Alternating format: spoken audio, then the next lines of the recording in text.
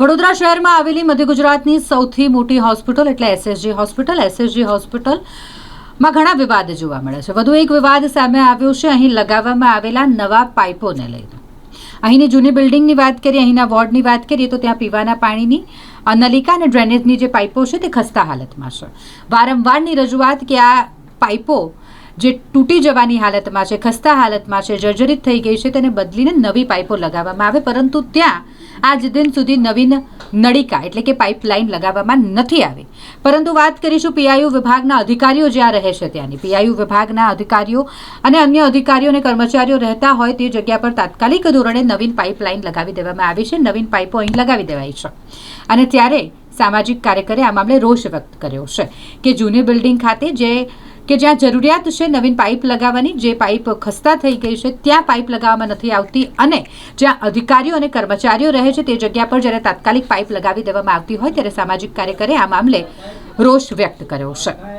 ચોક્કસથી મધ્ય ગુજરાતની સૌથી મોટી હોસ્પિટલ છે ને આ હોસ્પિટલની અંદર ઘણા વોર્ડ એવા છે કે જે જૂના વોર્ડ છે, અને ત્યાં આગળ તમે જોશો કે જે ઐતિહાસિક જે તે સમય પર જે કહેવાય છે કે પાઇપો નાખવામાં આવી હતી એ જ પાઇપો હાલમાં પણ ચાલી રહી છે। ત્યારે કેટલીક જગ્યા ઉપર જે પાણીના ભંગાર સર્જાતું હોય છે એના કારણે ઘણી વખતે ગટરના મળમૂત્રવાળા પ્રદૂષિત પાણીઓ ઉભરાતા હોય છે અને દર્દીઓને હાલાકીનો સામનો કરવો પડતો હોય છે। પરંતુ ખાસ કરીને હાલમાં અમે જાત તપાસ કરતાં અમને જોવા મળ્યું કે જે પીઆઈયુ વિભાગના જે અધિકારીઓ સાથે સાથે જે કર્મચારીઓ આ તમામ લોકો જે જગ્યા ઉપર રહી રહ્યા છે તે જગ્યા ઉપર કોઈપણ જાતનું લીકેજની ઘટના નથી, છતાં પણ જે કહેવાય છે કે નવીન પીવીસી પાઇપો નાખવામાં આવે છે। એટલે ક્યાંક ને ક્યાંક લાગી રહ્યું છે કે સરકારી અધિકારીઓ અને સરકારી કર્મચારીઓને રહેવા માટેની ફેસિલિટી સારી સુંદર હોવી જોઈએ, એવી પરિસ્થિતિની અંદર હાલમાં જે બદલવામાં આવી રહી છે। ત્યારે ખાસ કરીને જે જગ્યા ઉપર લીકેજની ઘટનાઓ ઘટી રહી છે એ જગ્યા ઉપર પીવીસી પાઇપ નવીન કેમ નાખવામાં નથી આવતી આ સમજાતું નથી। એટલે ખાસ કરીને ક્યાંક ને ક્યાંક વડોદરા શહેરની અંદર આવેલા એસએસજી હોસ્પિટલમાં મસ્ત મોટા પ્રમાણે ખર્ચ કરી અને બિલ પાસ કરવા માટેનું આ એક મસ્ત મોટું ષડયંત્ર હોય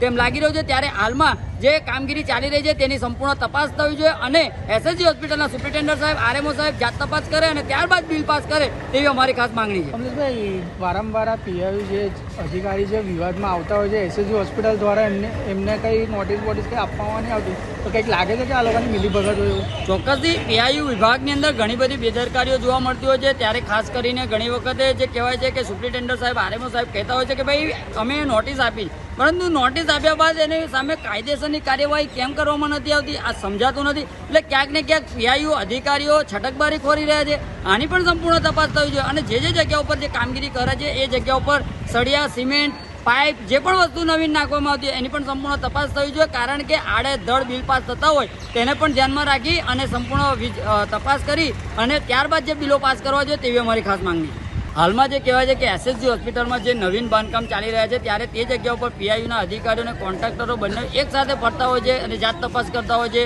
પરંતુ ખાસ કરીને જે જૂના વોર્ડ છે, જે જગ્યા ઉપર જે જરૂરિયાત છે કે જે જગ્યા ઉપર પાણીની નળિકા તૂટી હોય, પીવાના પાણીની નળિકા તૂટી હોય, સાથે સાથે શૌચાલયની વાત કરીએ તો શૌચાલયની અંદર જે કદાચ બેદરકારી જોવા મળશે આની સંપૂર્ણ જે કહેવાય છે કે જાત તપાસ પીઆઈયુના અધિકારીઓ કરવી જોઈએ। પરંતુ ક્યાંક ને ક્યાંક જે જગ્યા ઉપર નવીન બાંધકામ થઈ રહ્યું છે એ જ જગ્યા ઉપર પીઆઈયુ અધિકારીઓ જે ધ્યાન આપી રહ્યા છે। એટલે અમારી માંગણી એક જ છે કે જે જગ્યા ઉપર જે જૂના વોર્ડ છે, જે જર્જરિત વોર્ડ છે અને જે જગ્યા ઉપર લાઇટ, પંખા, ડ્રેનેજ જેમ જ જે જરૂરિયાત વસ્તુ છે એ જગ્યા ઉપર પીઆઈયુ વિભાગના અધિકારીઓ સંપૂર્ણ તપાસ કરે તેવી અમારી માંગ છે।